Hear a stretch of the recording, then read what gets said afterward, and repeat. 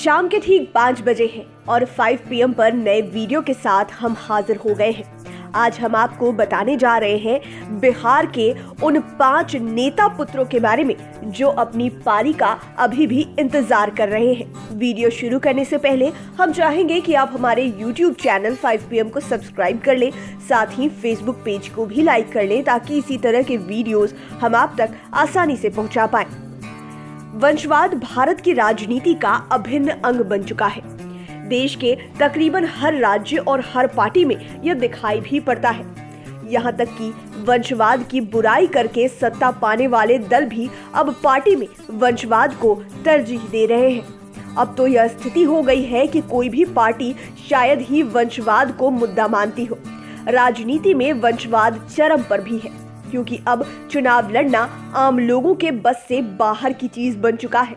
ऐसे में आज 5 PM के 5 का तड़का में हम बिहार के उन टॉप 5 नेता पुत्रों की बात करेंगे जिन्हें राजनीति विरासत में मिली है, मगर अब तक वे इसे भुना नहीं पाए हैं। वे सफलता की वेटिंग लिस्ट में हैं। वे किसी अच्छे पद या टिकट की प्रतीक्षा करते दिखाई दे रहे हैं। तो इस काउंटडाउन पर नंबर 5 पर नाम है अभिमन्यु यादव का। बिहार के नेता पुत्र की लिस्ट में 5वें नंबर पर अभिमन्यु यादव हैं। बीजेपी के वरीय नेता रामकृपाल यादव के बेटे रामकृपाल यादव पाटलिपुत्र लोकसभा सीट से सांसद हैं। रामकृपाल कभी आरजेडी में लालू यादव के बाद दूसरे नंबर के नेता माने जाते थे। लालू यादव ने इनकी तुलना में अपनी बेटी मीसा भारती को ज्यादा तरजीह दी। इससे आहत होकर रामकृपाल यादव ने 2014 के लोकसभा चुनाव के दौरान आरजेडी को छोड़ दिया। बीजेपी में रामकृपाल यादव की जबरदस्त पकड़ होने के बाद भी उनके बेटे अभिमन्यु को कभी राजनीतिक मंच पर नहीं देखा गया है। इन्होंने अपने पिता के साथ कभी भी किसी मंच को साझा नहीं किया है। अभिमन्यु यादव अपनी अलग सियासी पहचान बनाना चाहते हैं। ये 3 वर्षों से टीम अभिमन्यु नाम की संस्था चला रहे हैं। इसकी शुरुआत 2018 के सितंबर माह में लगभग 20 लोगों के साथ हुई थी। आज इस संस्था में सदस्यों की संख्या करीब 1 लाख है। टीम अभिमन्यु का मुख्य काम गरीबों की मदद करना है। अभिमन्यु यादव सोशल मीडिया पर खूब सक्रिय रहते हैं, लोगों के बीच काफी पॉपुलर भी हैं। साल 2020 की शुरुआत में अभिमन्यु यादव के लोजपा में शामिल होने की खूब चर्चाएं थी, लेकिन अब तक वह किसी भी पार्टी में शामिल नहीं हुए हैं। फिलहाल ये वेट एंड वॉच वाली भूमिका में है। 4थे नंबर पर नाम है शुभानंद मुकेश का। शुभानंद मुकेश बिहार के दिग्गज कांग्रेस नेता रहे दिवंगत सदानंद सिंह के बेटे हैं। सदानंद सिंह का 8 सितंबर 2021 को निधन हो गया। वह भागलपुर के कहलगांव विधानसभा से 9 बार विधायक रहे थे। बिहार विधानसभा के अध्यक्ष भी रहे थे। पिता ताउम्र कांग्रेस में रहे, लेकिन उनके निधन के लगभग 3 माह बाद शुभानंद मुकेश 12 दिसंबर 2021 को जेडीयू में शामिल हो गए। हालांकि इससे पहले कांग्रेस ने इन्हें 6 सालों के लिए पार्टी से निलंबित कर दिया था।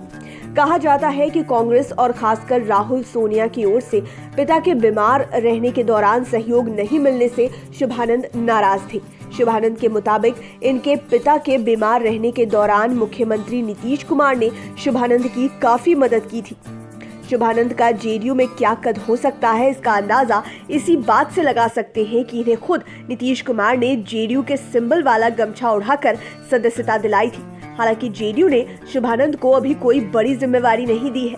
ऐसे में इन्हें पार्टी में सही पद मिलने का इंतजार है। 3रे नंबर पर नाम है ओसामा शहाब का। इस लिस्ट पर शहाबुद्दीन के बेटे ओसामा शहाब 3रे नंबर पर है।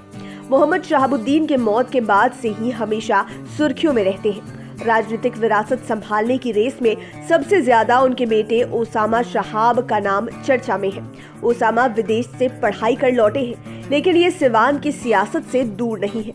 ये अपनी मां हिना शहाब के लिए चुनाव प्रचार की बागडोर संभाल चुके हैं।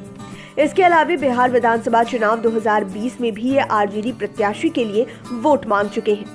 अपनी बहन की शादी का न्योता देने के लिए ओसामा शहाब बिहार के लगभग सभी दलों के नेताओं से मिले थे। ऐसे में यह भी कहा जा रहा है कि आरजेडी के भरोसे ही राजनीति में नहीं टिकना चाहते हैं। फिलहाल ओसामा की मां हिना शहाब राजनीति में सक्रिय है, इसलिए यह देखना होगा कि वह बेटे ओसामा को किस रूप में सिवान की राजनीति में लॉन्च करती है। दूसरे नंबर पर नाम रोहित चौधरी का है। ये दिग्गज नेता शकुनी चौधरी के बेटे हैं। 2015 के विधानसभा चुनाव में नीतीश कुमार और लालू यादव से पराजित होने के बाद शकुनी चौधरी ने राजनीति से संन्यास ले लिया था। अब इनके दोनों बेटे चुनावी राजनीति में हैं। हालांकि दोनों बेटे अलग अलग पार्टियों का हिस्सा हैं। शकुनी चौधरी के बड़े बेटे सम्राट चौधरी बिहार के कैबिनेट मंत्री हैं। फिलहाल वे बीजेपी का हिस्सा है। सियासी गलियारे में यह भी चर्चा होती रहती है कि सम्राट चौधरी का नीतीश कुमार से बहुत मधुर संबंध नहीं रहा है। गाहे बगाहे कई मौके पर ये नीतीश सरकार पर कटाक्ष भी करते रहते हैं। लेकिन उनके छोटे भाई रोहित चौधरी ने 19 अक्टूबर 2021 को जेडीयू का दामन थामा। रोहित चौधरी की अहमियत का अंदाजा इसी बात से लगाया जा सकता है कि स्वयं जेडीयू के राष्ट्रीय अध्यक्ष ललन सिंह ने उन्हें पार्टी में शामिल कराया। इनका सीएम नीतीश कुमार ने भी अंग वस्त्र पहनाकर जोरदार स्वागत किया। मुंगेर तथा भागलपुर में कुशवाहा जाति की अच्छी तादाद है। ऐसे में उम्मीद की जा सकती है कि लव कुश समीकरण को मजबूत बनाए रखने के लिए जेडीयू रोहित चौधरी को सही पद सौंपेगी। अब बात पहले नंबर की। पहले नंबर पर आते हैं सत्यप्रकाश सिंह। सत्यप्रकाश सिंह आरजेडी के कद्दावर नेता रहे पूर्व केंद्रीय मंत्री रघुवंश प्रसाद सिंह के बेटे हैं। 2020 के विधानसभा चुनाव के ठीक पहले रघुवंश प्रसाद सिंह का निधन हो गया था। 13 सितंबर 2020 को रघुवंश प्रसाद सिंह ने दिल्ली के एम्स में अंतिम सांस ली। पिता के निधन के लगभग माह भर बाद 8 अक्टूबर 2020 को जेडीयू में शामिल हुए। जेडीयू में शामिल होने के दौरान उन्होंने कहा कि वे अपने पिता के अधूरे बचे कामों को पूरा करना चाहते हैं। तब उन्होंने आरजेडी पर पिता की उपेक्षा करने का भी आरोप लगाया था। जेडीयू में शामिल होने के दौरान उन्होंने यह भी कहा था कि मैंने अपने पिताजी के आदेश का पालन किया है। उनके इशारे पर ही मैं पॉलिटिक्स में आया हूँ। आपको बता दें कि सत्यप्रकाश सिंह के जेडीयू में शामिल होने की खबर पहले से ही चल रही थी। दरअसल आरजेडी से वैशाली के बाहुबली रामा सिंह की नजदीकियों की वजह से ही रघुवंश प्रसाद सिंह पार्टी से दूर हो गए थे। फिर जैसे ही 2020 के विधानसभा चुनाव में आरजेडी ने महनार से रामा सिंह की पत्नी को टिकट कंफर्म किया, उसके बाद सत्यप्रकाश ने जेडीयू में शामिल होने पर अपनी मुहर लगा दी। उस समय कहा गया था कि सत्यप्रकाश सिंह को जेडीयू की ओर से विधान परिषद भेजा जाएगा, उन्हें एमएलसी बनाया जाएगा, लेकिन लगभग 1.25 साल होने को है। अब तक सत्यप्रकाश सिंह पार्टी या सदन में किसी अच्छे पद का इंतजार ही कर रहे हैं। उम्मीद है ये वीडियो आपको पसंद आया होगा। इसी तरह के वीडियोस के लिए आप हमारे चैनल 5 PM को सब्सक्राइब कर लें, साथ ही साथ फेसबुक पेज को भी लाइक कर लें। धन्यवाद।